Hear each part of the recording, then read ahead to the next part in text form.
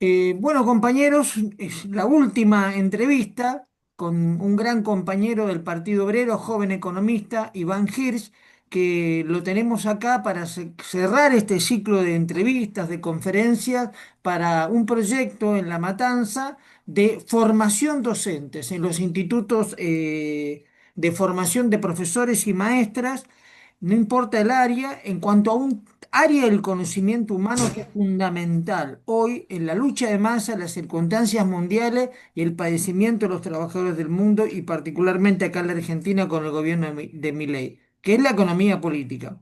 Por eso quería plantearles que hoy estamos ante un joven economista que forma parte del Partido Obrero, pero que ha hecho muchas publicaciones que tienen que ver con un órgano que quiero reconocer muchísimo por su valor teórico para las nuevas generaciones docentes. En defensa del marxismo. Acá está el número 61 de una publicación que empezó hace muchos años atrás, creo que en el año 91, ¿no, Iván? Así es. Y tiene un marco teórico político muy importante para la formación militante y para la implicancia de la formación ciudadana docente. Después habrá otros libros que, bueno, estamos en unas reuniones docentes, no les va a extrañar que nosotros publicitemos libros de gran valía.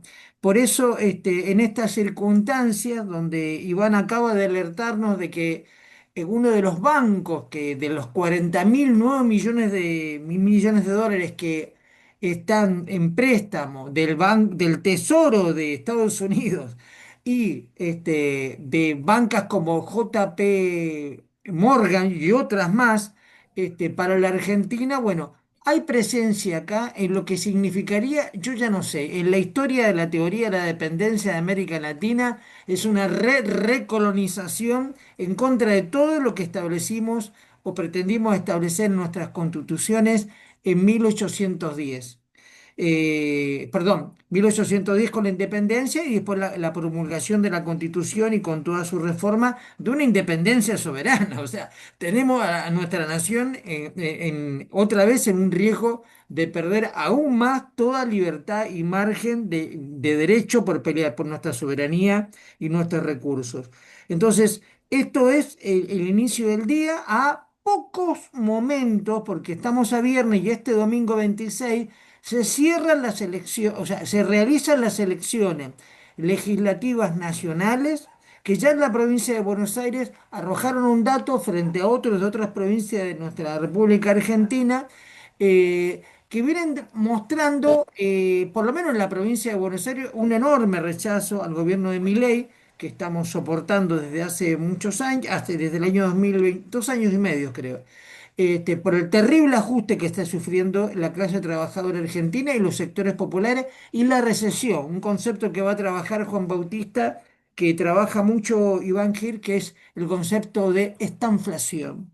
Entonces, frente a esto y ante una situación que va a haber que pensar el día después de las elecciones, porque mucho porcentaje en la provincia de Buenos Aires, más allá de que la opción de Kicillof en la interna del PJ demostró que había un acierto en cuanto a provocar un desdoblamiento de las elecciones para que en Buenos Aires se manifestara un rechazo, cerca de un 40% de la población de Buenos Aires no votó. O sea, no hay un cheque en blanco para este aspecto democrático formal que, bueno, hay una distancia muy grande en lo que día a día centenares de gremialistas, militantes, trabajadores vienen estableciendo en las marchas por este derecho público para frenar esta ofensiva de terrible ajuste nuevamente a nuestro pueblo.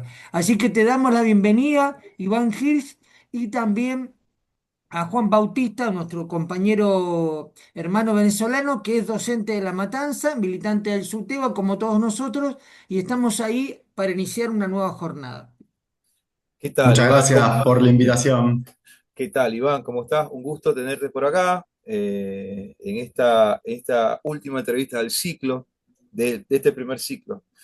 Bueno, Iván, mira cómo voy a encarar la pregunta.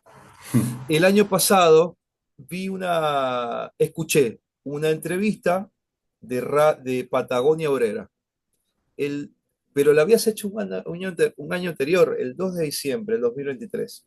Hablabas de esta inflación, era el tema, pero voy a encarar la entrevista, es porque escuchando la nota, acertaste en todo, ¿ah? Acertaste milimétricamente en todo la caracterización, casi como un oráculo, ¿no? Estuviste acertando sobre la caracterización económica del modelo, donde en ese momento muchas fuerzas políticas aseguraban que el presidente no iba a hacer todo lo que pretendía hacer porque no tenía quórum legislativo, muchas cosas se dijeron. Bueno, ahí te encuadro esta primera pregunta, ¿no? El fenómeno Milei. Esta pregunta va también para nuestros estudiantes que están en esta formación de economía política y en este aspecto histórico, este momento histórico, ¿no? Esta circunstancia, el fenómeno Milei. ¿Qué representa el presidente de la nación, el de la nación? Si puedes hablarnos del ascenso, las razones de su ascenso, de su llegada, por qué se dio esa popularidad, por qué crees. También, si puedes también en esta pregunta hablar de los límites de su propia doctrina, porque también encontró límites de su propia doctrina, y ahora está en un ocaso muy rápido, quizás muy rápido, el ocaso y el rechazo popular, ¿no? Ahí Andrés encuadró algo que tiene que ver con ya de la parte electoral, que se manifiesta en la parte electoral, pero hay un rechazo popular que se nota en las calles. Ok, Iván, te tiro la pelota para que puedas, con esa precisión quirúrgica que sueles tener en tus notas y en tus apreciaciones. Bueno, en primer lugar, me gustaría aclarar que, bueno, tengo una ventaja a la hora, bueno, de los pronósticos o las caracterizaciones de la política económica, que es el hecho de pertenecer a una organización política en la cual tenemos debates colectivos y, digamos, uno también procesa conclusiones más allá, digamos, de la visión personal de uno, se comparten y eso también hace a una mejor aproximación a la realidad, sobre todo porque en nuestro caso, el Partido Obrero, no tenemos una especulación, digamos, a diferencia de muchos, no sé, las consultoras, muchos analistas económicos que tratan de ver por dónde puede venir un ciclo de negocios y demás, nosotros tratamos de ver y analizamos en Prensa Obrera, en Defensa del Marxismo, desde el punto de vista de qué se viene para los trabajadores, y en ese sentido, uno tiene herramientas teóricas y todo un bagaje que trae en formación política, bueno, y teórica e intelectual, pero también tratamos de que no haya ningún sesgo en realidad, de ver la realidad de frente de lo que se viene. En ese sentido hay algo en el fenómeno Milei que es interesante porque no es tan común que quede a la vista de todo el mundo y tan abiertamente el carácter capitalista de un gobierno, digo, explícitamente. Él mismo se definía, Sí, bueno, como anarcocapitalista o directamente capitalista, atacando el socialismo, el comunismo, hasta la agenda woke. Bueno, claro. directamente él se presenta como un representante de los capitalistas, pero además en los últimos días o en el último tiempo hemos visto más en concreto que se trata de una camarilla al servicio del capital financiero internacional. Y esto tomando como una definición, digamos, no como un exabrupto o un reduccionismo. En estos momentos Milei se va a reunir con el CEO global de JP Morgan, que es Sí. el Hoy banco más 24 de octubre de importante. 2025. Hoy Claro, 24 de octubre. es el CEO más importante de Wall Street. Es un banco, bueno, es el banco que mide riesgo país, con lo cual es el que establece la tabla de posiciones si se accede o no al mercado de crédito internacional.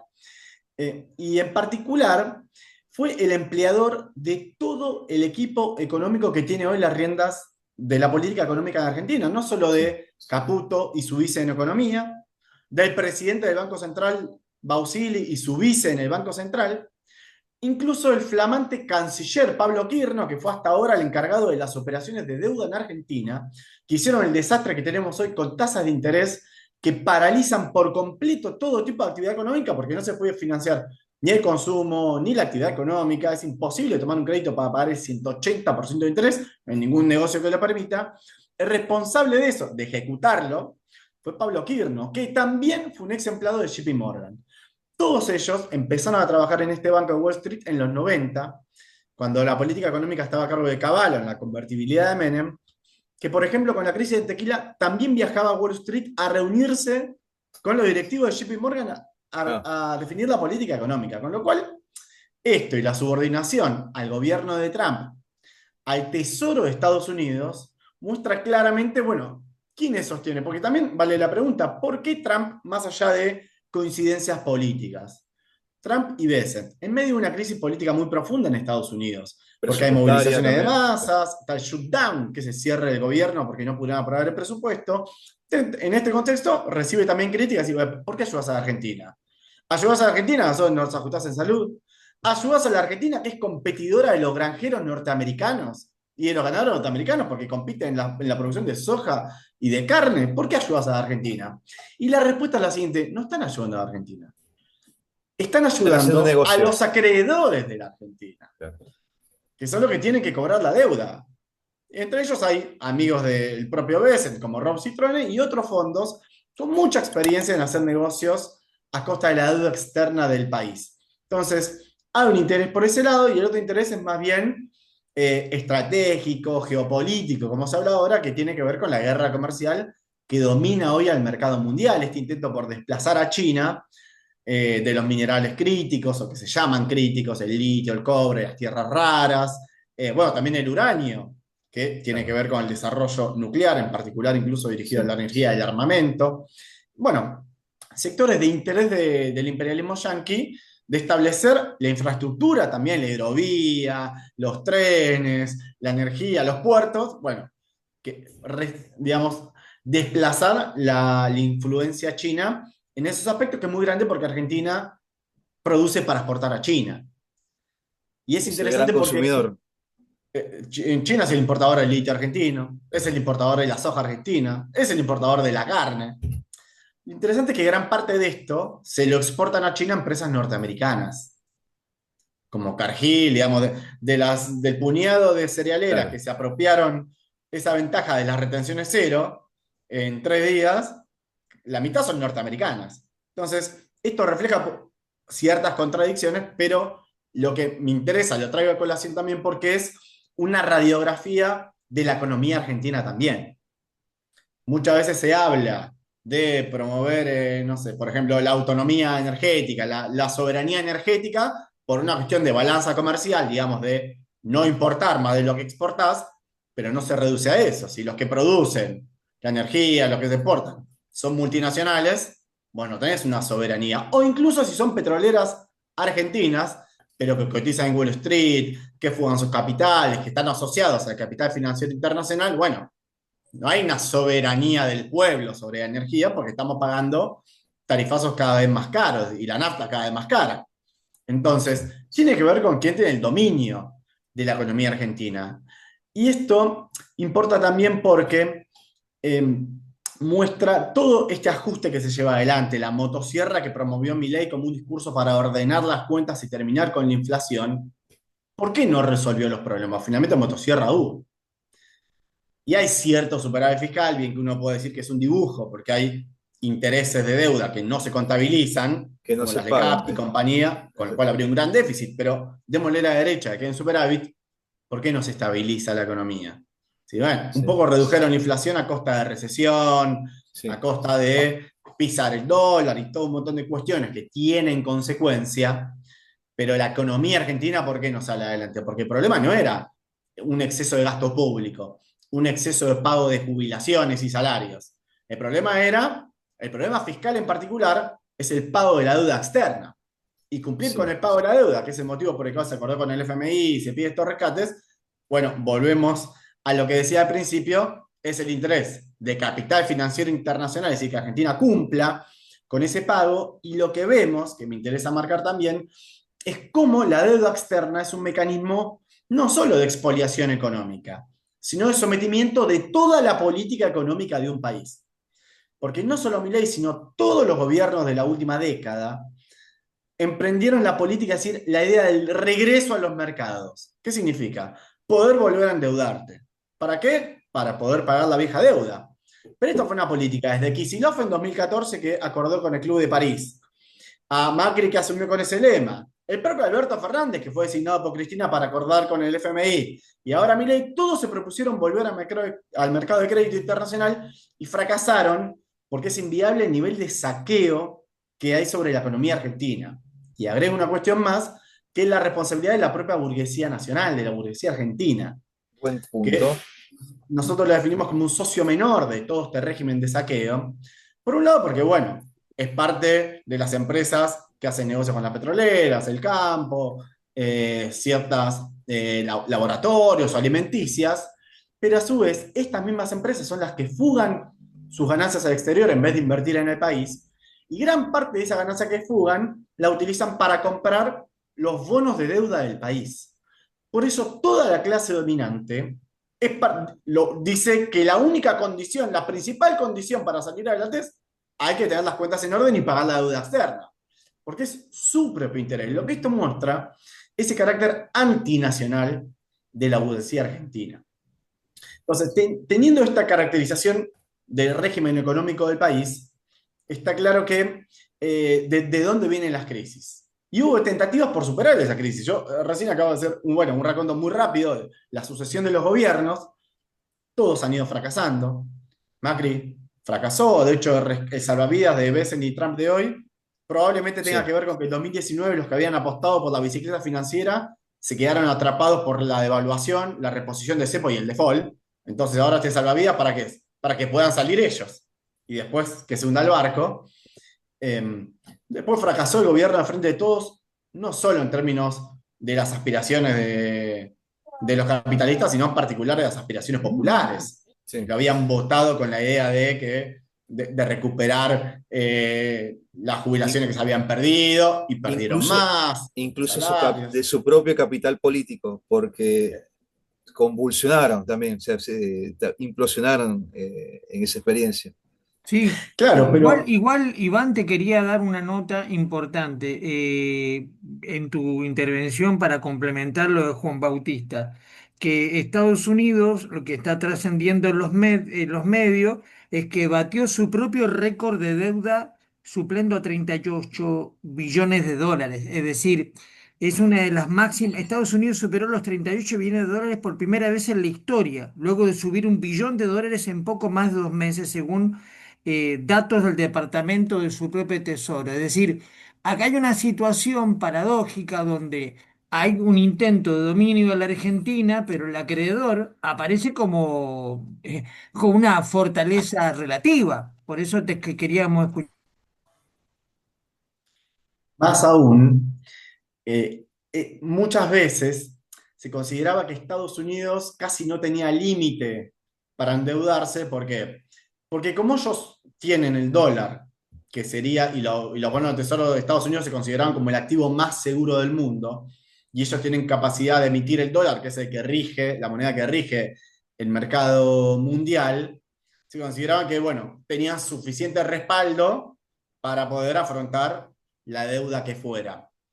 La realidad es que hoy por hoy el dólar está muy cuestionado, en parte por este endeudamiento, en parte porque está cuestionado también el liderazgo económico de Estados Unidos, y Trump, con su lema de Make America Great Again, es un intento por reposicionar de nuevo al imperialismo yanqui, por recomponer esa hegemonía que tenía en el mercado mundial, que ha perdido o está muy comprometida o está muy desafiada, en particular en ramas que hoy por hoy son críticas de la cadena de suministro global, sea para la economía, o sea incluso en cuestión del aparato militar, como es, bueno, los procesadores, la cuestión, bueno, hoy mencionábamos los minerales críticos, en lo cual China Sí. tiene la enorme mayor proporción en el procesamiento e industrialización de esos minerales, bueno, una gran dependencia respecto de China, que hace que también la guerra comercial se tenga que librar en forma Sí. vacilante, porque Trump dice, no, lo vamos a matar a aranceles, pero cuando China te dice, bueno, entonces no te vendo tierras raras,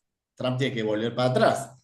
Entonces, esto a lo que voy es que mi pronóstico es que esta guerra comercial se va a ir agravando, aunque estén estos idas y vueltas, aunque haya sectores de los capitales más grandes de Estados Unidos que también salen perjudicados por esto, porque Apple o Tesla tenían grandes negocios en China, o esa integración con China, pero aún así, aunque sea contradictorio, a capital norteamericano no le queda otra que avanzar en esa dirección, avanzar en los choques, y probablemente los próximos años sean de mayores confrontaciones, tanto Sí. comerciales como seguramente militares. El Ese famoso es el ganen o escenario mueran. en cual vamos. El, ¿Cómo? el famoso ganen o mueran, si van a todo o nada. Así va Eh, a ser y eso va a tener consecuencias muy sí, grandes para la sí, Argentina y sí. para la economía mundial. Sí, una de las cosas que coincidíamos con otros economistas es que, bueno, Estados Unidos y China se preparan para una guerra de larga data, de muy largo plazo, por la forma como se estoquean con los minerales, tierras raras. Hay un movimiento mundial sobre eso. O sea que voy a circunscribir sobre algo que está dentro de este tablero, que es, que es importante, ¿no? Para nuestros estudiantes, para hacer ese balance, porque se habla del kirchnerismo, ¿no? Se habla del periodo kirchnerista. Me gustaría que pudiéramos hacer un balance de esa gestión, porque si hay algo que lo caracteriza es el pragmatismo político. Sí, hay una parte discursiva, pero hay un pragmatismo político, eh, sobre todo con el tema de las estatizaciones. Una estatización emblemática es la de YPF, que hay todo un discurso sobre eso. Hace poco leí un análisis que existe sobre la estatización de YPF, el detrás de bambalinas de eso. Lo otro que quisiera que en este balance que se puede incorporar es el tema de la distribución de la riqueza. ¿Cómo fue esa distribución de la riqueza? ¿Fue tan así como se cuenta? Y el crecimiento económico, ¿es un crecimiento económico soberano o hay mucha extranjerización en esta parte del balance? ¿Por qué traemos el tema del kirchnerismo? Es que el imperialismo, quizás por conveniencia, elige un contrincante. Cuando Donald Trump dice, yo conozco a la persona con que va a pelear, o sea, inclusive utiliza el término comunista, sobre todo cuando hace poco dijo ni yanqui ni marxista, peronista. Hay un tema ahí de cómo eligen al enemigo o el contrincante, ¿sí? Ahí, pero primero me gustaría que pudieras hablar de este balance, o sea, que esos puntos de ese debate necesario sobre el kirchnerismo, es un debate necesario ahora para poder entender y avanzar. Sí, Bueno, me parece interesante empezar con una reflexión en torno a por qué Trump y Milley acusan de comunistas al estatismo. Me interesa hacer una distinción, porque ¿por qué le dicen socialista? La idea de esto, bueno, la intervención del Estado, lo cual es una falsificación consciente. El socialismo abiertamente plantea la abolición del Estado. Lógicamente, como terminal, digamos, como punto de llegada de una transformación social que vaya eliminando los antagonismos de clase, la explotación de las clases sociales y por lo tanto las funciones sociales puedan ser reabsorbidas colectivamente el papel que juega el Estado sin tener que hacer de gendarme de determinados intereses, de garante de la desigualdad. Entonces, la idea es asociar la presencia opresiva del Estado que sufrimos realmente, porque nosotros vamos al supermercado y cualquier artículo que compremos para comer tenemos que pagar el 21% de sí, impuestos, con lo cual, ¿a quién no le va a parecer que el Estado es opresivo? Entonces, ellos quieren igualar el fracaso del estatismo a un fracaso del comunismo.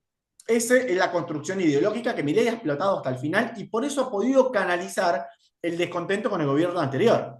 Lo que fracasó no es el intento de poder pactar con el FMI y así todo poder realizar algún tipo de aspiración popular. ¿El fracaso cuál fue? No, el fracaso fue el estatismo, dice Milei.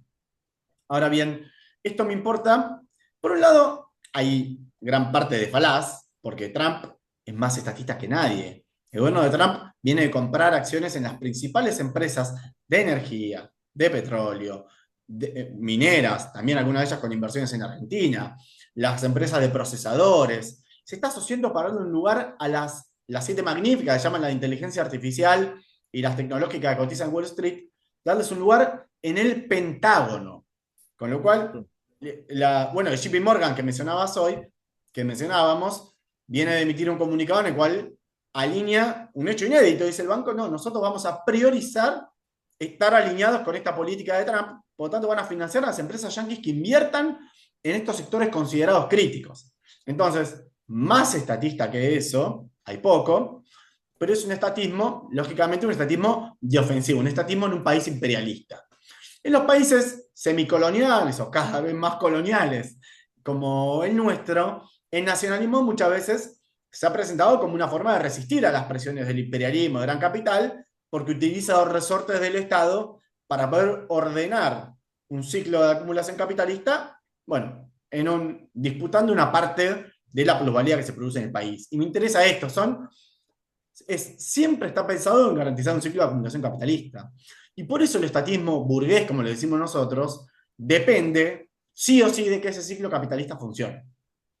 En el texto que ustedes difunden para formación de economía política tienen una parte donde analiza el problema de que estas variantes nacionalistas en América Latina, cuando cayeron los precios de las commodities, se vinieron a pique porque dependían de una renta extraordinaria que sacaban de la exportación de petróleo, minerales o de soja. Y cuando se terminó eso, se vino a pique. Ahora bien, con lo cual no resolvieron, marcan ustedes correctamente ahí, este carácter rentista. Algunos dicen extractivista para relacionar el problema de saqueo ambiental, de saqueo de riquezas naturales y de que todo se fuga en manos de un puñado de multinacionales. Que en el caso de Argentina es donde menos se llegó a tocar eso, porque Venezuela al menos nacionalizó el petróleo. Argentina, a tal punto, no tocó nada, no tocó nada del comercio exterior. El conflicto que tuvo con el campo es ilustrativo porque era por un impuesto a la exportación. Pero que incluso las cerealeras le trasladaron a los agricultores. Y los agricultores salían a prender fuego todo, pero también por haber dicho que se lo cobren a las cerealeras. ¿O por qué las cerealeras y los molinos tienen que ser los dueños del puerto por el cual salen en buques la producción para Europa y para otros países y para China? ¿Por qué ese nivel de integración? ¿Quién dijo que tiene que ser así? O que la hidrovía la tiene que gestionar una multinacional. Bueno, el kirchnerismo no tocó nada de todo eso. Mantuvo este ciclo. Perdón, la definición de momentos críticos, Vicentín, ¿cómo definen momentos críticos? Disculpa que te interrumpí, porque es muy importante, es cómo definen siempre en momentos críticos donde tiene que cuando tiene que tomar una decisión soberana o no, pero hay una definición siempre, caso Vicentín, caso YPF, caso Hidrovía, muy bien, eso, disculpa, justo quería... Hay algo más interesante que es lo de Vicentín, no solo lo de Alberto Fernández, el papelón de que dijo, no, y después ni siquiera intervino, sino que Vicentín, ¿por qué quiebra? Quiebra por una cantidad de enjuagues, en los cuales tiene responsabilidad incluso el Banco Nación, y muestra que la cerealera, es decir, el sector que se supone que es el más rentable de la economía argentina, está metido a fondo en todo tipo de enjuagues. Y ni hablar, hoy que vemos la política copada por el narcotráfico, el lavado de activos y demás, todo eso tiene que ver también el contrabando, la subfacturación de las exportaciones, todo eso tiene que ver con que el comercio exterior de Argentina sale de puertos privados. Digamos, tiene consecuencias de largo alcance. Este problema de la ausencia de control sobre el comercio exterior y sobre los pilares económicos del país.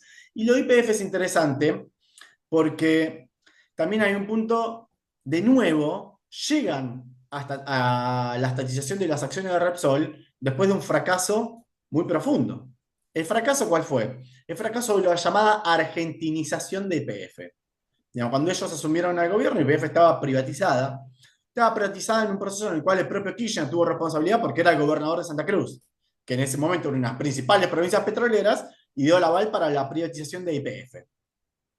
Ahora bien, la argentinización de YPF, como la denominó el propio Kirchner, Cristina Kirchner cuando era en gobierno, que fue el desembarco de los Eskenazi, un grupo que, bueno, estaba ligado a ellos incluso en los negocios en Santa Cruz, fue un fraude total que se hizo, bueno, con un consorcio de bancos extranjeros que le prestó plata porque la garantía era que le iba a pagar con los propios dividendos de YPF, con lo cual antes de comprarlo ya se sabía, es decir, los que Skenazy no puso un peso, y antes de comprarlo ya se sabía que se iba a profundizar el vaciamiento. Porque si vos pagás a los bancos extranjeros con la plata de YPF, quiere decir que no vas a invertir. Y eso termina explotando en 2012 con una crisis energética descomunal, la necesidad de importar hasta 10 mil millones de dólares de energía que Argentina ya no tenía, ya había puesto el cepo cambiario para que los dólares no se fueran y poder cumplir con el pago de la deuda externa. Llegó a esta situación y tuvo que expropiar a Repsol, además de que le pagó indemnizaciones millonarias a una empresa que estuvo 2 décadas vaciando YPF y la dejó en la lona sin caída de exploración, de explotación, pasivos ambientales, juicios de todo tipo, los indemnizó, pero nosotros lo definimos en su momento como una reprivatización, porque el objetivo no era, volvamos al punto, una soberanía energética real, sino viabilizar un negocio petrolero que permita, sí, ordenar las cuentas públicas, pero ¿con quién se hizo? Asociado a la norteamericana Chevron, que firmaron un contrato secreto, es decir, de espaldas al pueblo, que se aprobó en la legislatura de Neuquén con represión, y así fue el hito en el cual se empezó a explotar Vaca Muerta. Ahí empezó el boom de Vaca Muerta, que hoy es la principal fuente de combustible del país, desplazando a las otras provincias, pero que igual, en todo, desde que se estatizaron las acciones, la mitad accionaria de YPF, y se empezó a explotar Vaca Muerta, subió mucho la producción de petróleo y gas en el país, dejó haber una balanza energética deficitaria, sobre todo a partir de que se construyó ahora el gasoducto de Néstor Kirchner, y sin embargo, los que vivimos en Argentina tenemos que pagar la energía cada vez más cara, volviendo al punto que contábamos. Sí. Y para el colmo, YPF es hoy también de nuevo el vehículo de esta asociación porque garantiza o trata de garantizar algo que es cada vez más difícil, según las promesas de Milei, que el combustible se venda en Argentina a precio internacional. Digamos, que las petroleras puedan ganar lo mismo vendiendo adentro que vendiendo afuera. Entonces, puede haber un YPF estatal que está al servicio de este régimen de saqueo. Por eso, ni Macri ni Milei dieron marcha atrás. YPF controla todo el mercado de combustibles en Argentina. Entonces, YPF fue importante para volver a abrir este ciclo de explotación petrolera que permitió que Argentina siga funcionando, pero siga funcionando en función de ¿qué? De mantener un régimen en el cual las ganancias se las llevan un puñado de multinacionales. Me parece ilustrativo de los límites sí. de este estatismo del nacionalismo burgués, digamos. Sí. Perdóname, Juan, ¿quería decir algo? No, que hay una de las... él afirmó en esa nota que te traje a colación al principio de la entrevista, que Argentina está en esta inflación desde hace una década, desde hace 12 años está en esta inflación, ¿no? Habías asegurado en ese momento, no había un crecimiento económico. Claro, Yes. Yo quería complementar, no sé si me están viendo ahí, quería complementar en función de, me están escuchando, ¿no? Sí, Sí. pero yo no sé si me llegan a ver. Por supuesto, sí, también. te vemos. Ah, me están viendo, bueno, buenísimo. Eh, dada la característica de Iván de lo que se está planteando en este momento con tanto dato, tanto detalle, me parece importante llevarlo a una cuestión que veníamos en la evolución de las entrevistas, y finalmente cierra este ciclo de entrevistas, algo que empieza a plantearse nuevamente, un neodesarrollismo, es decir, volver a esas políticas de confianza, de alianza que no es un tema, viste, que pueda llegar a alternarse fácilmente, sobre todo para los que estamos queriendo potenciar a los trabajadores como clase. Con libros como los de Matías Culfas, que lo plantean abiertamente de reconocimiento por su seriedad en el campo de la izquierda, porque muchos compañeros militantes trotskistas lo han reconocido a Matías Culfas, pero abiertamente es un planteo desarrollista, en lo que podemos concluir tras la lectura del libro. Y estos libros, en verdad, vienen a bajar a tierra algo que no se termina de definir, más allá de los libros más académicos de, de Kicillof, ¿no? Sobre la escuela keynesiana, sobre el valor de Marx, ahí por el año 2008, porque Kicillof es una figura tardía del kirchnerismo en su gran enfrentamiento a propósito de la nacionalización de YPF con prácticamente un poquito menos que la mitad de acciones privadas que salieron a refrendar lo que quería el imperialismo norteamericano, que se volviera a reprivatizar, como decía Iván. Estos libros de Kicillof, el año 2019, y son reportajes, ¿no? Y radiografía de la provincia de Buenos Aires, eh, sinceran en parte algo que Ulises Bocia, que es un compañero de Frente Patria Grande, te lo hicimos llegar al video, reconoce. Si hay o no una burguesía para sentarse en un proyecto neodesarrollista. Y acá termino porque te quedan 2 minutos y podés volver a retomar la segunda parte, Iván. Queríamos hablarte de esto, ¿no? Claro. Frente al enfrentamiento que tenemos con el neodesarrollismo y de que en verdad, perdón, con el neoliberalismo, que en verdad el neoliberalismo no tiene nada. Miralo Ujú. Trump con un proteccionismo imperialista, arancelario por todo el mundo, con China y principalmente América Latina. ¿De qué estamos hablando en esta situación de que vuelve a un proyecto viejo a tratar de establecer una confianza política? Te escuchamos, queda 1 minuto 24 y retomás igual. Bueno, sí, me interesa primero un aspecto conceptual que voy a tratar de desarrollar después con detalle o con hechos más concretos. Pero yo soy un poco crítico de la utilización, por ejemplo, del término neoliberalismo, en el sentido de que, por un lado, sirvió para retratar algo, pero hoy por hoy me parece que no es lo más, lo que permite identificar la naturaleza del proceso. A fines de los 80 y principios de los 90, la ofensiva del capital para recomponer una tasa de ganancias sobre los derechos laborales, para incluso poder restaurar el capitalismo en los estados donde había sido expropiado después de la caída de un muro de Berlín y demás, pasó en ese momento la ofensiva capitalista, la penetración de las multinacionales en los países como el nuestro. En ese momento pasó la ofensiva por un desmantelamiento de regulaciones estatales, de apertura comercial, de privatizaciones.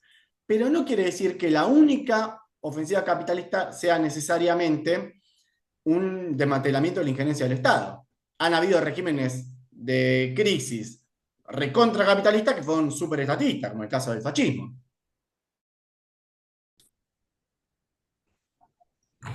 Bueno, Juan, acá te vamos a pedir que continúes con tu respuesta con respecto a la crítica de esta nueva versión del kirchnerismo sobre un supuesto neodesarrollismo que manejaba Culfas en la interna que hay con Kicillof, el PJ, Alberto Fernández, y los riesgos de un extractivismo que no genera mano de obra.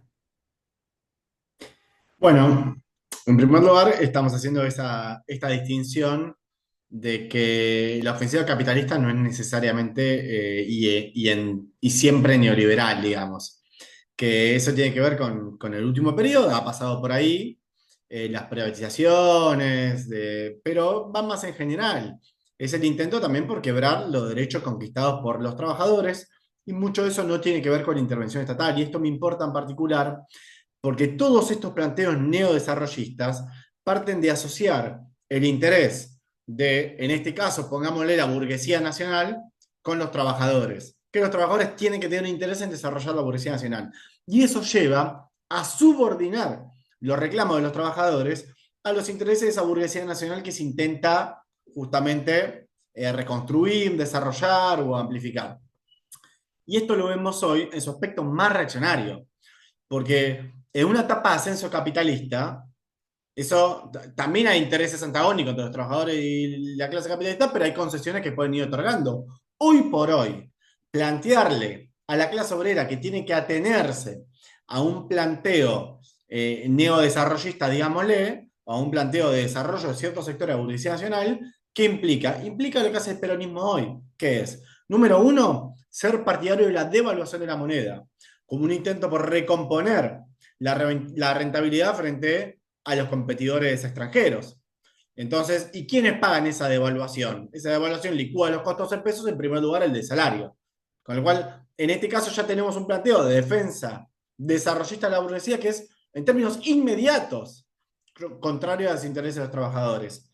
Otro aspecto es muy fuerte, es el de la reforma laboral, que es uno de los planteos centrales de la clase capitalista hoy, que atenta justamente a romper las posibilidades de negociación colectiva de la clase obrera, la vigencia de los convenios colectivos, las paritarias nacionales, la representación de los delegados y la representación sindical en general en el lugar de trabajo. Toda esa política de reforma laboral es sostenida hoy por el gran capital, por el pequeño capital, por el peronismo, por todos estos planteos neodesarrollistas, tomando la definición que vos hacías, o que ellos mismos se dan, digamos. Entonces, insisto que esto es lo que sucede hoy. Entonces, ese planteo por volver a recomponer un ciclo de acumulación de capital que contemple algunos sectores de capitales criollos es, en términos directos, antagónico a las necesidades que tenemos los trabajadores. Y esto vale incluso en términos más profundos, porque Milei explotó a su favor el desencanto, el desencanto del Frente de Todos respecto a las aspiraciones populares y más en general el rotundo fracaso que fue ese gobierno peronista, lo explotó a su favor, planteando, por ejemplo, la cuestión de que el Estado era sostenía un grupo de capitalistas prebendarios. Así es, son empresarios prebendarios que dependen de sus arreglos con el Estado. Y ahí entraba, por ejemplo, el aspecto muy en boga hoy, a partir de la guerra comercial de Trump, que es el problema del proteccionismo. En Argentina, el proteccionismo tuvo un aspecto, el proteccionismo kirchnerista en particular, profundamente parasitario. En primer lugar, el kirchnerismo fue proteccionista porque sostuvo, nació como gobierno amparado una mega devaluación, que ya protegía a los capitalistas locales porque el dólar cotizaba muy alto, entonces tenían mejores posibilidades de competir. Y después están los aranceles, decíamos, que lo que hicieron fue que los empresarios, como no tienen competencia dentro del mercado nacional, decíamos que es como que casa en eso lógico porque pueden remarcar los precios, todo lo que quieren, total no tienen competencia externa. Es lo que Milei y Caputo alegan hoy cuando atacan a la industria tecnológica de Tierra del Fuego, que es la principal fuente laboral de la provincia, y dicen, pues sí, no aporta nada eso. Es más barato para el consumidor bajarle los aranceles y que compren los celulares afuera. ¿Por qué se genera esa situación?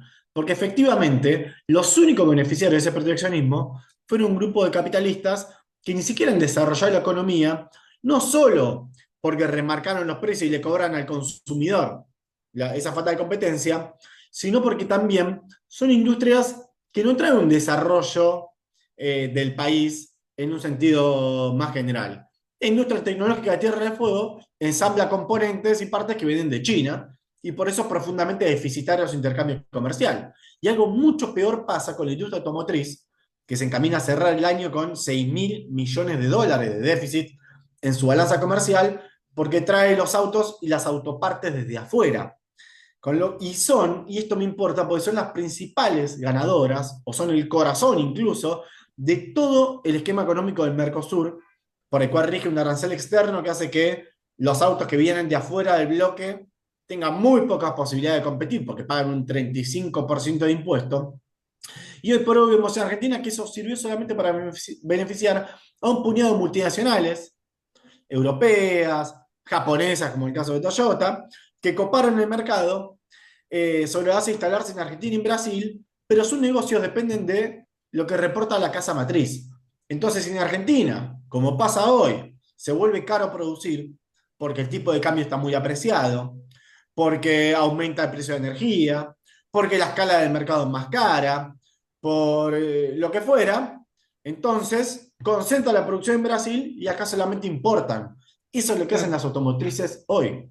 claro. Entonces son las propias ganadoras de proteccionismo han atentado contra el consumidor que es el trabajador. Decime. Queda claro esta crítica que vos retomás de una tradición bastante opositora a esta burguesía de subsidios parasitaria que lejos de la confianza de Milei Y hasta el propio Trump, porque los análisis que hemos visto de Estados Unidos, Trump también tiene esperanza en que se vuelva hay un nacionalismo burgués norteamericano que abandone esta cosa de lo que está en el trasfondo de a la escuela que vos escribís, y bueno, nosotros también en cuanto a la teoría del valor, ¿no?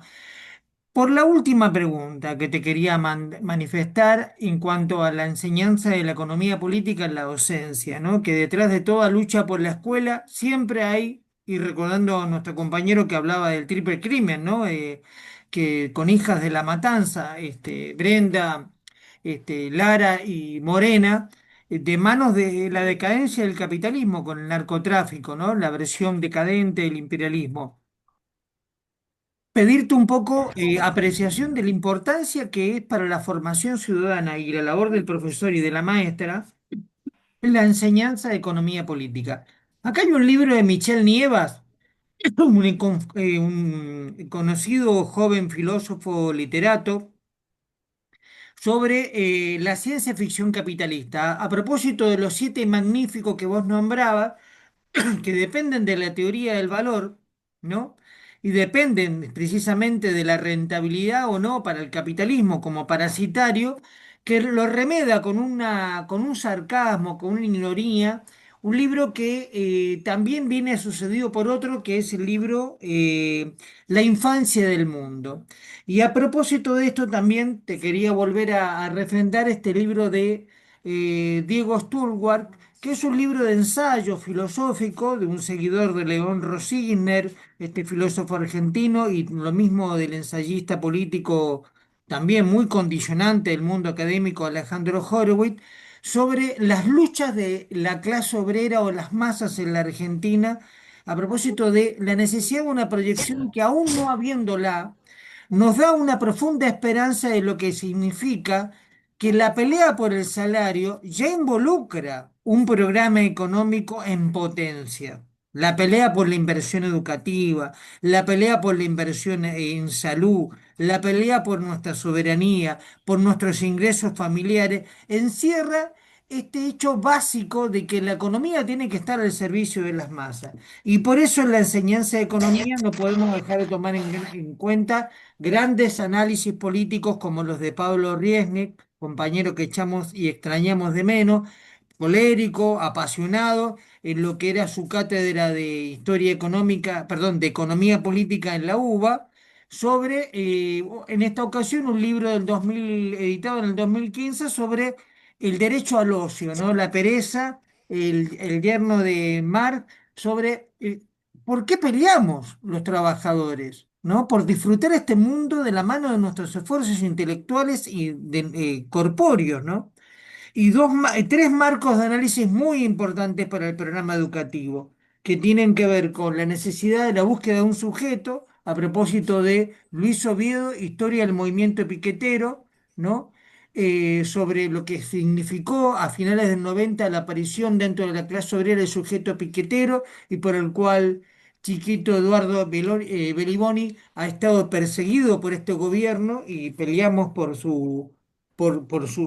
el fin de la búsqueda, el derecho que tenemos los trabajadores por pelear por la subsistencia de nuestra clase. Gabriel Solano que pone en cuestión el tema de estos 40 años de democracia, si realmente fracasó o no la democracia que se nos dieron, discutiendo con otras corrientes trotskistas sobre, a la cual pertenecí en su momento, y reivindico este acontecimiento de que fue importante la revolución de 1983, pero que bueno, Solano evidentemente aporta datos que ponen en cuestión esto, si realmente la democracia fracasó, pero ¿qué democracia fracasó en estos 40 años? Y un marco de análisis muy importante a propósito de el alcalde candidato del Partido Demócrata Musulmán que está viniendo a poner en inquietud a Donald Trump en Nueva York, musulmán, palestino, que bueno, el pueblo judío y muchas etnias en Estados Unidos te están apoyando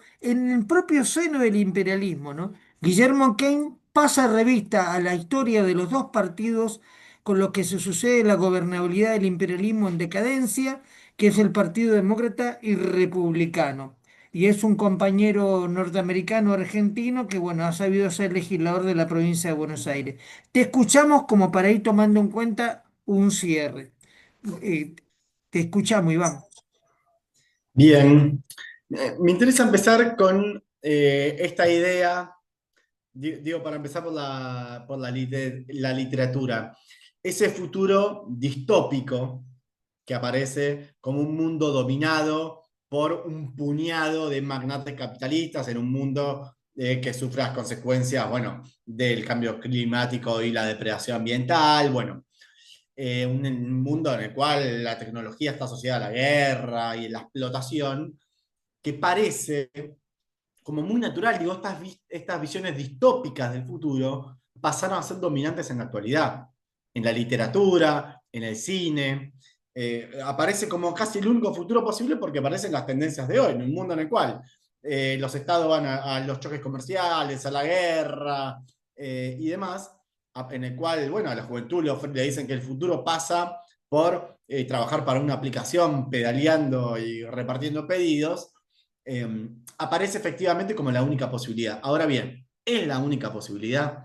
En la misma pregunta ya se contiene para mí el valor que tiene el proyecto que ustedes están encarando desde la multicolor de Suteba Matanza, que la multicolor es una experiencia que reivindico muchísimo como ejemplo de un frente único, de un frente único obrero que se organiza para recuperar los sindicatos de mano de la burocracia, una burocracia cooptada por el Estado, y ponerlos a disposición de la lucha por el salario, por las condiciones de trabajo, la defensa de la escuela pública. La conozco de primera mano esa experiencia, y que este proyecto que coloca la economía política para su vez en las escuelas es justamente, a mi punto de ver, una contribución para superar la visión de la mera economía, que por su carácter reduce el análisis a cómo funcionan las relaciones económicas hoy. Y eso tiende a naturalizar las relaciones capitalistas, que son con las cuales se organiza hoy la sociedad y con las cuales se organiza la producción de toda la economía, justamente. En cambio, la economía política le da un carácter histórico, un sentido histórico, a de dónde viene, cómo se gestaron esas relaciones capitalistas como una consecuencia del pasado, pero también como una ruptura con el pasado. ¿Cómo llegó a imponerse el capitalismo sobre la base de la expropiación en masa, de la esclavitud, del saqueo, del colonialismo, pero cómo efectivamente se instaura a nivel mundial y crea las condiciones para una superación? Porque en la tradición de Marx, las condiciones ¿cuáles son? No solo el desarrollo tecnológico por sí mismo, sino porque todo progreso tecnológico va atado a la socialización cada vez mayor de la producción. El trabajador en el capitalismo es un asalariado porque tiene que vender su fuerza de trabajo para poder vivir. Ahora bien, eso implica que ya no se produce en términos individuales, sino en términos sociales. Los medios de producción son medios sociales, se pone un movimiento colectivamente, sea porque se trabaja en una fábrica, o sea porque lo que hace una persona en su casa está asociada a contar con energía, con internet, con insumos, con una cantidad de cosas que se producen en forma social. Entonces, este trabajador social, que es el asalariado, que es la clase obrera que crea el capitalismo, es el sujeto, para Marx, universal, que no tiene intereses particulares que defender. Y que su proyecto de sociedad alternativa es justamente socialista porque parte de esta base. Si nosotros no tenemos una propiedad, no queremos pelear por una defensa de nuestra propiedad, como puede ser las luchas campesinas en el pasado, que era genuino, pelear por la tierra en vez de que la tenga el señor feudal, o el terrateniente, el encomendero, o el explotador que fuera. Pero el capitalismo, la lucha por el salario, la lucha de los trabajadores, va planteando como perspectiva el interés histórico, que es superar la explotación en clases sociales. Eso crea el sujeto que puede efectivamente llevar adelante esa transformación de la sociedad, el sujeto social. Y acá vale esta definición amplia de la clase obrera. Hubo mucha polémica, vos citabas ese libro que para nosotros es muy valioso, el compañero Luis Oviedo, sobre la historia del movimiento piquetero en Argentina, que me interesa por lo siguiente. El movimiento piquetero surge no solo por la enorme desocupación en masa que se creó en este país con el cierre de fábricas, las privatizaciones y demás. Surge también porque la burocracia que dirigía y dirige los sindicatos le dio la espalda a los desocupados. le dio la espalda a los despedidos, le dio la espalda a los tercerizados y los precarizados, y eso fue decantando que la única posibilidad de organización que tengan esos trabajadores sea junto a sus compañeros de barrio, los que comparten la barriada y demás, organizarse en asambleas y ver cómo se organiza la pelea. Primero para poder morfar, poner en pie comedores y otras reivindicaciones, condiciones incluso habitacionales de los barrios, y después por un laburo, por trabajo genuino. Por ese motivo hay un movimiento piquetero en Argentina, porque los dirigentes traidores del movimiento obrero ocupado le dieron la espalda. Pero es parte integral de ese movimiento obrero y de esa clase obrera que va a pelear y que le puede dar una salida al país, que es parte incluso de un proceso también internacional. Podemos mencionar ese caso de Estados Unidos, ese libro que recoge la crisis del imperio, también se expresa no solo en la pérdida de hegemonía indiscutida de Estados Unidos en el mercado mundial, sino también por esa generación U, como se llama, son jóvenes que no se contentan con no poder sindicalizarse, con no tener derechos laborales colectivos, y por eso se organizan y pelean por poner en pie sindicatos, hacen plebiscitos, huelgas, y pelean por quebrar ese modelo que se impuso en Estados Unidos que bloquea la posibilidad de sindicalización y de organización de un movimiento obrero. Entonces es un proceso integral que tiene que ver con esto. Aún en la etapa actual del capitalismo, volvemos a lo de siempre, a la organización colectiva de los trabajadores como única posibilidad para hacer frente a esta situación,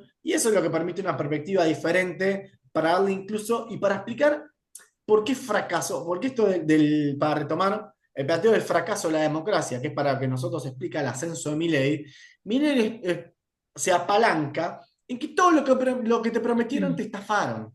Todo lo que prometieron te estafaron. Por eso llegó a ese lugar y tuvo una carrera meteórica que lo llevó al gobierno. Porque desde Alfonsín, que asumió diciendo que con la democracia se come, se cura y se educa, no se cumplió ninguna de las tres. Entonces viene este que pone en cuestión, bueno, no, y utiliza parte de eso para decir, bueno, no, ¿cuál es el problema? No solo ajustar el gasto público, sino también basta de piquetes, basta de huelga, porque ese es el problema, eso obstruye la economía y eso no permite funcionar. Bueno, nuestra explicación es que lo que fracasó no es eso.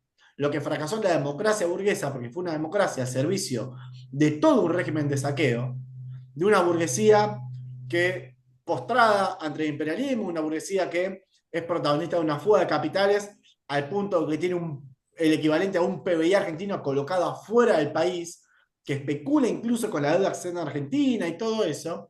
Entonces, eso es lo que está detrás de ese fracaso de la democracia burguesa en Argentina, esa democracia incluso semicolonial, cipaya. Bueno, los únicos que pueden darle una salida distinta son los trabajadores, y comprender que toda esta situación que atravesamos hoy es el producto de esta historia, al igual que la lucha docente, también es un mensaje al estudiantado de que la escuela pública se defiende en una escuela pública y que existe la escuela pública porque existió aquella lucha en la cual se peleó por un sistema educativo laico, por los derechos laborales de la docencia, por la posibilidad de jubilarse, sindicalizarse. Estuvo la reforma universitaria para echar al clero de las universidades. El sistema educativo de Argentina hoy Claro. es una conquista de luchas tenaces que hacen que hoy pueda haber este tipo de debate sobre qué se imparte y qué discusiones se puede haber en el aula. Claro, vos sabés que te quiero aprovechar en los últimos segundos que nos quedan para una reflexión que después de estos dos entrevistados del campo popular y del clasismo, ¿no? Del peronismo con el cual queremos establecer un diálogo en las bases, ¿no? Nuestro tercero en discordia, si se nos permite la pretensión en las asambleas del SUTEBA, ¿no? Constituyentes de lo que los trabajadores aportan a la democracia burguesa, un giro alrededor de las integraciones disciplinarias de la economía y de la economía política como un concepto que se instauró ya en discusión con los clásicos gracias a la honestidad de los clásicos, que eso es otro tema, ¿no? David Ricardo y Adam Smith llegaron a reconocer que el valor de las cosas que nos rodean es el trabajo, el tiempo de promedio. Pero eso es un tema para desarrollar fundamentalmente cuando continuemos con esta proyección. Pero para ir finalizando, cuando Alejandro Berkovich presenta este libro, que ya lo venía haciendo desde la Feria del Libro del 2025, y ante Kicillof, genera una situación. porque no es que no existió Basualdo, Cavicce, Arceo, y otros economistas que estuvieron analizando los grupos económicos que se venían conformando desde el desarrollismo, la patria contratista, Macri y toda la clase empresaria que él, en un nivel investigativo, empresario, a diferencia de los otros que hacían seguimiento de los capitales, las inversiones más economistas, plantea ante la base peronista en el Teatro de la Plata el 17 de octubre reciente, ¿no?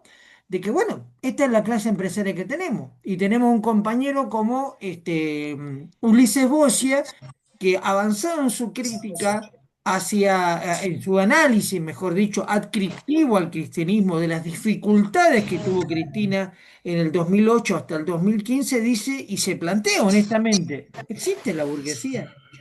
En la Argentina hay una vocación patriótica. Comparativamente, la burguesía argentina existe frente a lo que es una burguesía como la brasileña, que aparentemente dentro de su dependencia, por lo menos la figura de Lula le da pelea. Sabemos que Cristina es una estratega política sin igual, y por eso también peleamos por su liberación, por lo maniqueo que fue el meter la presa en en la prescripción, que muchos dirigentes de la izquierda decían: nosotros queremos disputar la democracia, la conducción de nuestro país, con las enormes distancias, con Cristina.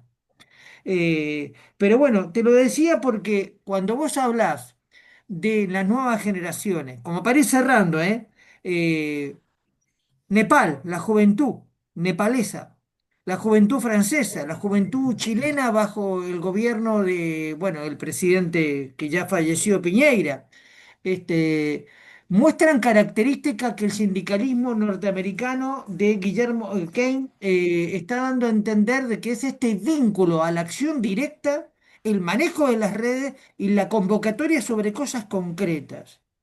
Entonces, nos llama mucho la atención cómo la geopolítica de Claudio Cat, cómo el tema de la construcción de nuestra objetividad aparece como una agenda pendiente de una futura conducción política colegiada, en lo que tiene derecho una clase que nunca participó de ningún gobierno a empezar a definir los destinos de la nación, de nuestra querida nación Argentina, dentro del marco regional, frente a lo que ha significado en la historia de este país. Entonces, por eso quería darte a entender esto, ¿no?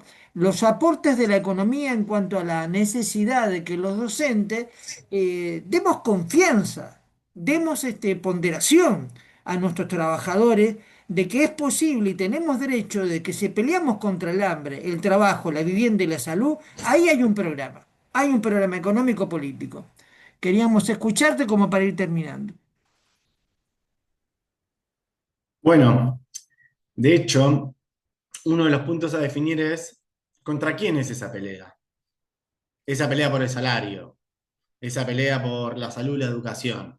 ¿Contra quién se está peleando? Es un punto importante porque más allá del gobierno de turno, en Argentina los beneficiarios siguieron siendo los mismos. Vos mencionabas el caso del kirchnerismo a partir de 2008, los choques que tuvo con la Corpo, decían ellos. Aún si diéramos por válido eso, ¿y antes de 2008? Antes de 2008 las tapas de Clarín se escribían en la Casa Rosada. Antes de 2008, los mismos productores que después salieron a cortar rutas acumularon la mayor ganancia de toda la historia argentina.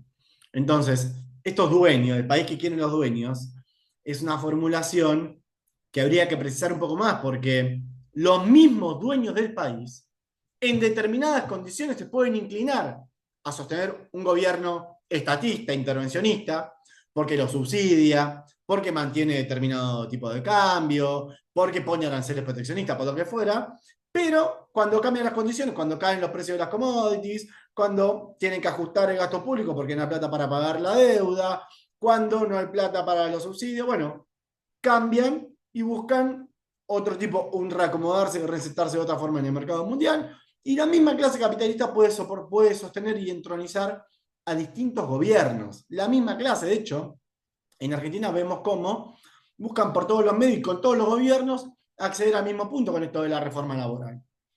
Entonces, no es que hay una burguesía nacional con un modelo económico, vamos a decirle, o lo que fuera, con un tipo de gobierno, y la misma clase puede ir ensayando distintos tipos de respuesta a las condiciones que se dan. Y en ese sentido, el balance del kirchnerismo fue justamente haber dejado el país con estos grandes negocios concentrados, el dominio de las multinacionales sobre los grandes pilares de la economía. Entonces, si uno dice hoy, bueno, ¿cómo hay que hacer para pelear, para defender la salud, la educación, el derecho a jubilarse y todo eso? Hay que enfrentar el programa de los capitalistas, no solo el programa de tal o cual fuerza política, porque hay puntos en los cuales todas las fuerzas políticas patronales, digamos, o todas las que representan al establishment o al capital, o como cada uno lo quiera definir, o el Estado, todas tienen coincidencias muy de fondo. Ahí la tenés a Cristina con el planteo del Estado eficiente, al peronismo apoyando la reforma laboral, desde la CGT, en particular, como lo destacó el secretario de Trabajo en el Congreso hace pocos días, que felicitó a la CGT por esa colaboración, y Tai Hamman, que está haciendo otro que es economista y que hace campaña diciendo que la idea esa del trabajador con un recibo de sueldo en blanco, de derecho, es una cosa del pasado y que entonces hay que ayornarse. Bueno, ¿por qué tiene ese programa ahora? Porque esa es la voluntad unánime del capital y entonces se van a adaptar a esa situación. Entonces, ¿por dónde pasa una vía, un planteo diferente a ese país que quieren los dueños? Bueno, la fuerza está vos colocabas, este problema está en las rebeliones populares en todo el mundo, que son también un ejemplo, porque cuando se sucede esto, hay paros nacionales que enfrentan la represión en Ecuador, las rebeliones populares que tiran gobierno en Madagascar, en Nepal, bueno, esta situación incluso de la caída de gobiernos, lo que muestra es que el destino no está escrito en algún lado. No estamos predestinados a sufrir esto, sino que también los gobiernos caen.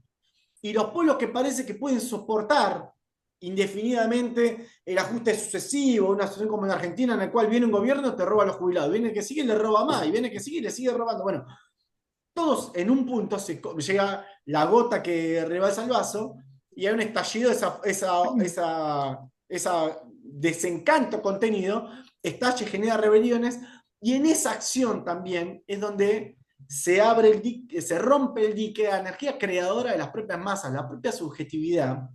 No es solo un programa, es decir, pasa por los programas, por la lucha de ideas, la elaboración, lo que se escribe, lo que se rebate, pero también pasa por la experiencia práctica y por lo que pasa a ser posible, que empieza a ser posible a partir de que se tira bajo un gobierno, a partir de que actúan las masas trabajadoras y que cambian la situación política a partir de esa intervención. Y eso también abre energía creadora y va a marcar a fuego la subjetividad de las próximas generaciones. En estos choques que se vienen, también se va a formar una nueva subjetividad. Y creo que los próximos debates, por ejemplo, que puede haber en las escuelas sobre economía política, de entender estos problemas, van a incorporar nuevos elementos en función de cómo vaya progresando la propia crisis del país. Hoy comentamos, bueno, también es por la crisis que tenemos un gobierno abiertamente capitalista, abiertamente imperialista, abiertamente colocado del lado del capital financiero,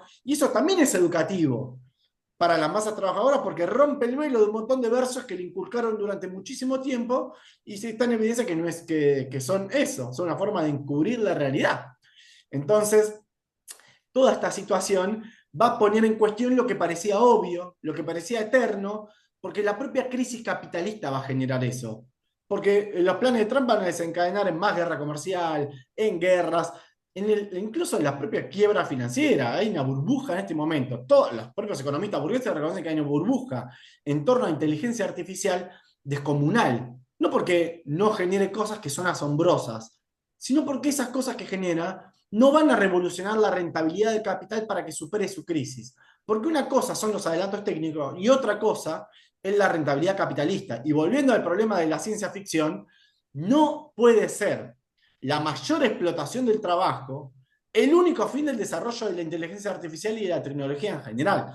Que el único fin de desarrollar aplicaciones no sea romper los derechos colectivos porque puedo poner al trabajador como si fuera su propio jefe y gestionando individualmente, atado a que si quiere ganar más tiene que pedalear más o más rápido, poniendo en riesgo su vida y que no se puede organizar con el compañero para pelear por un salario. Bueno, esto es lo que está en juego, y acá vale, me parece muy linda aquella reflexión de Riesnik que retoma de Paul Lafargue, el poema de la pereza, porque en última instancia, ¿por qué luchamos nosotros que peleamos por trabajo genuino, que peleamos por aumento de salario, que peleamos por socializar los medios de producción? En última instancia, ¿por qué peleamos? Por no trabajar, porque la libertad empieza ahí donde termina el trabajo, donde termina la necesidad material. Y solamente se va a poder aplicar el desarrollo tecnológico y productivo a reducir la jornada laboral en la medida que se oriente todas las relaciones sociales y productivas de la sociedad en función de otros intereses. Y los únicos que pueden colocar otro interés colectivo que sea la base para esa reorganización, a nuestro juicio, son los trabajadores. Y ahí habrá que ir recorriendo una experiencia común con como venimos haciendo con los distintos gobiernos, pero también con la situación de crisis capitalista que va a poner cada vez más en evidencia que la única forma de no estar condenados a las guerras, a las hambrunas, las pandemias, los desastres climáticos, incluso a que no destripen a la Argentina por los intereses de distintas potencias que se disputan en el mercado mundial, bueno, va a estar en claro que el camino no es solo ganar la calle, sino que nos podamos construir nuestra propia alternativa política, y ahí eso implica un programa para transformar de fondo, para romper la dependencia del Claro. país, para sacarle a las multinacionales el dominio del comercio exterior, de los bancos, y cortar esa dependencia que es la deuda externa, que es otro de Muy los bien. mecanismos con los cuales los capitalistas dominan al país y nos imponen todas estas penurias. Bueno, Iván, te agradecemos muchísimo. La verdad que no tenía la oportunidad te conocí en el homenaje a León Trotsky ahí en la Facultad de Económicas. Fui uno de los que te filmó en el debate con otros compañeros. Siempre dije, es importante que el trotskismo salga de las mazmorras cristianas bajo el Imperio Romano y pueda discutir abiertamente las ideas de los grandes patrimonios de los cambios sociales del cual el peronismo es originario, porque en definitiva los condicionantes de todas nuestras historias latinoamericanas y locales y regionales tienen que ver con las grandes confrontaciones mundiales por este capitalismo que nos ha vinculado, pero en un sufrimiento tremendo bueno, estamos metidos acá con nuestras generaciones. Te agradezco muchísimo el retomar, el seguir y estamos vinculados siempre a través de nuestros compañeros acá en Suteba Matanza. Y bueno. Un gusto, muchas gracias por haber estado con nosotros, querido Iván.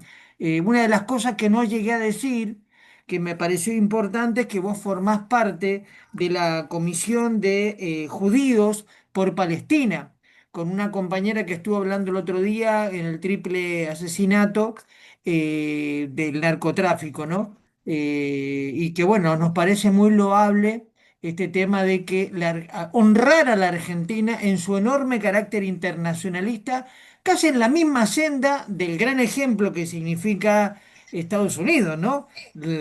Una gran nación de naciones, ¿no? Lo que se puede llegar a ver como una proyección futura de que, bueno, la confraternización de todas las etnias y culturas del mundo. Bueno, te agradecemos mucho. Muchas gracias. Sin duda, la causa palestina ha despertado esa simpatía o esa empatía internacionalista de los trabajadores. Es un ejemplo de cómo se puede, de cómo hay en el futuro también nos deparan nuevas experiencias para reconstruir esa pelea por transformar la sociedad. Es un poco lo que apostamos desde la izquierda. Así que, bueno, muy Bueno, agradecido de este muchas espacio. gracias, Iván. Estamos en contacto. Gracias, compañero.